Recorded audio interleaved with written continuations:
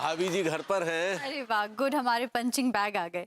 क्या बात है, आज हमारा बैग जरा पंचर लग रहा है। नहीं नहीं भाभी जी, ऐसी कोई बात नहीं है। आई एम एकदम fit and fine. Good good. जी। तो बहने फिर हम शुरू करें आज की कराटे क्लास। एक मिनट भाभी जी, एक मिनट। अभी हमारा आपसे एक आग्रह है। हाँ हाँ तिवारी जी बोलिए। इस लड़की से कह दीजिए कि अपना मोबाइल फोन ऑफ रखेगी। क्या है कि जब आप कराटे सिखा रही होती है तो इनके बार बार मैसेजेस आते हैं, ये नहीं देख पाती, फिर दोबारा वही एक्शन करने के लिए कहती है। इस वजह से भाभी जी आपको बहुत कष्ट उठाना पड़ता है। क्या है कि हमारी बॉडी तो रफ एंड टफ है, आपको कष्ट होता है। और विद्यार्थियों को अपनी टीचर का सबक ध्यान से सुनना चाहिए। It is a matter of discipline also. नहीं तिवारी जी, आप बिल्कुल ठीक कह रहे हैं। You are right. मुझे बहुत तकलीफ होती है। बिन्नो, तुम अपना मोबाइल फोन साइलेंट पे क्यों नहीं रखती? वो दीदी क्या करूं, जब आप सिखाती हैं तभी बॉयफ्रेंड का मैसेज आ जाता है। अरे तो मैसेज बाद में कर दो बॉयफ्रेंड को। बॉयफ्रेंड कहाँ भागा जा रहा है? वही तो, पिछले 2 बॉयफ्रेंड भाग चुके हैं। हाँ ठीक है ठीक है, लेकिन अभी तुम साइलेंट पे रख दो। कर दिया। तो बहनों, आज मैं आपको सिखाऊंगी गर्दन तोड़ कराटे। इसमें मैं आपको ये बताने वाली हूं कि कैसे आप दुश्मन की गर्दन पे वार कर सकते हैं। और वार आपको इस तरह से गर्दन पे करना है कि दुश्मन बिल्कुल भिन्न जाए। तिवारी जी, हो रेडी? जी भाभी जी, I am always ready. Good good, कब आइए, इधर आइए। नहीं, उधर देखिए, गर्दन आगे कीजिए।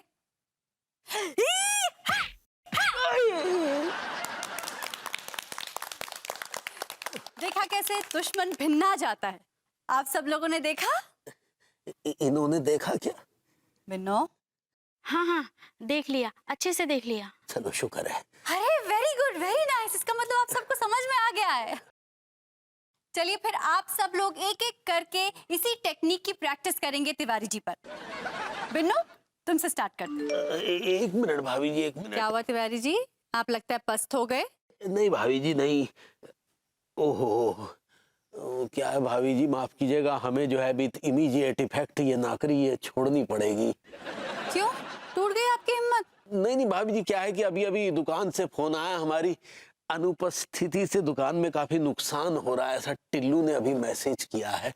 तो हम कल से जॉब पे नहीं आ पाएंगे भाभी जी। आई एम सॉरी भाभी जी। अच्छा, इट्स ओके, कोई बात नहीं।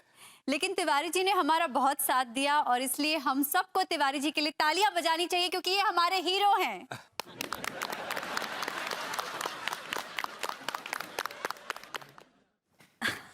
भाभी जी घर पर हैं? अच्छा सुन ना, तू लिस्ट बना कर रखना, मैं तुझे बाद में फोन करती हूँ। चलो के बाद। तिवारी जी आइए आइए, कहिए कैसे आना हुआ? माफ कीजिएगा भाभी जी, हमें आपकी कोई चिंता सी लगी रहती है। क्यों भाई, मेरी क्यों चिंता लगी रहती है? भाभी जी, ये आपने कुछ ठीक नहीं किया। क्या ठीक नहीं किया, आप खुल के बताएंगे? भाभी जी, लोग आपके बारे में तरह तरह की बातें बनाते हैं जिससे हमारे दिल को बड़ा आघात लगता है। तिवारी जी, आपकी प्रॉब्लम क्या है? आप क्यों टाइम पास कर रहे हैं? आप बात को क्यों घुमा फिरा कर कह रहे हैं, जब मैं आपसे कह रही हूँ कि आप खुलकर मुझे बताइए? भाभी जी, लोग कहते हैं कि आप इतनी सभ्य हैं, इतनी पढ़ी लिखी हैं, फिर ऐसी हरकत कैसे कर सकती हैं, एक मेंटल केस को गोद कैसे ले सकती हैं? ओह, ये बात है। लेकिन तिवारी जी, आप शायद ये बात भूल रहे हैं कि अनोखे यानी कि सक्सेना जी को सिर्फ मैंने नहीं, अंगूरी जी ने भी गोद लिया है। भाभी जी, वो तो एक बॉडम महिला है, उसे कुछ अता पता तो है नहीं।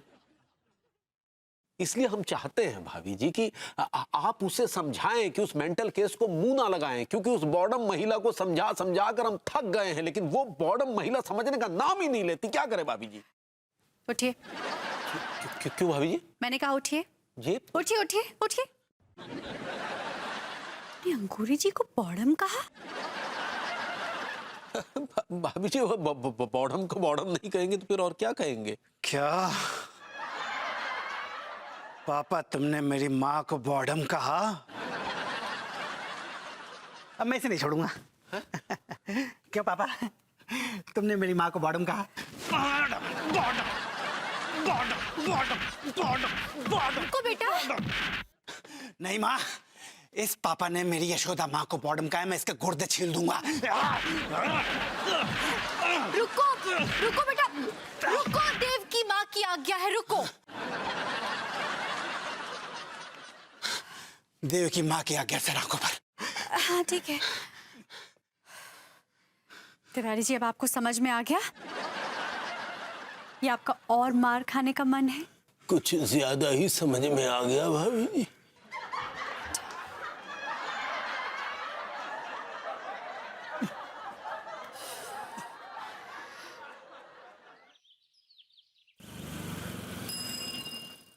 भाभी जी घर पर हैं?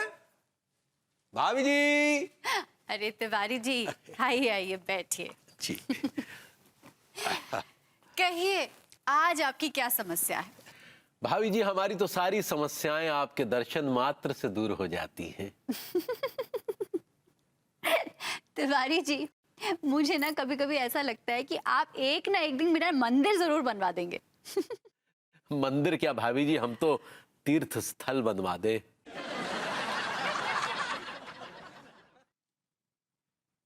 किस लिए? ताकि लोगों का कल्याण हो सके। मैंने पूछा किस लिए आए हैं? किस लिए आए हैं? अबे किस लिए आया है? जी भाभी जी, हम आपका बोझ हल्का करने आए हैं। मुझ पर कौन सा बोझ है? सक्सेना की बात करने आए हैं। एक्सक्यूज मी तिवारी जी, अनोखे मेरा बेटा है और एक बेटा कभी अपनी माँ पर बोझ हो ही नहीं सकता। देखिए भाभी जी, हम माँ की ममता को समझ सकते हैं, लेकिन एक टाइटिंग की हुई माँ एक पगलेट और भुक्कड़ बेटे का पेट कैसे भरेगी, जबकि उसका खुद का पति बेरोजगार है।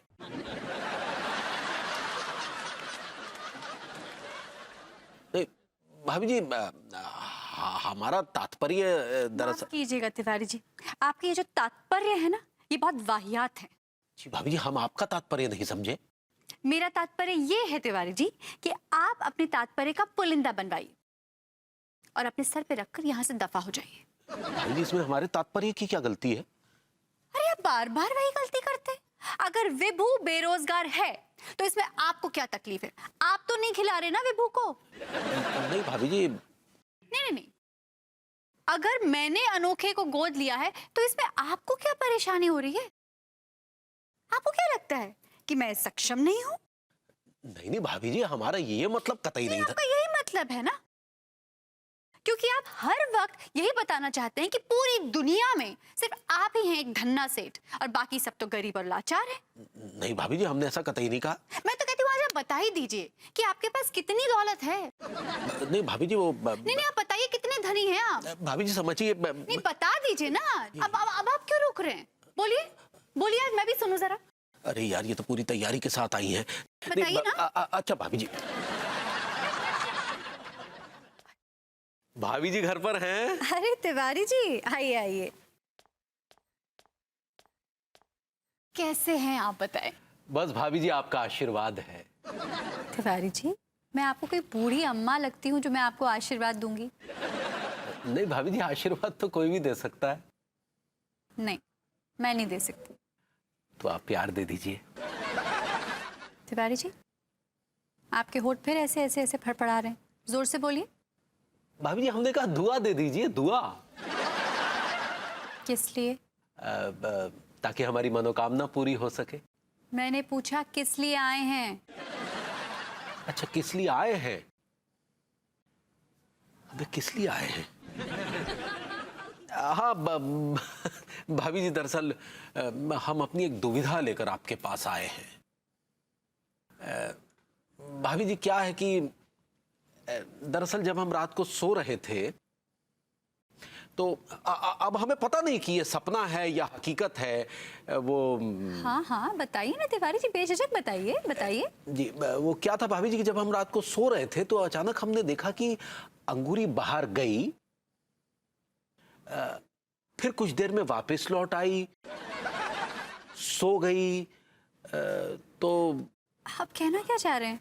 भाभी जी, हम ये कहना चाह रहे हैं कि हमें समझ में नहीं आ रहा है कि ये सपना था या हकीकत थी कि अंगूरी बाहर गई थी।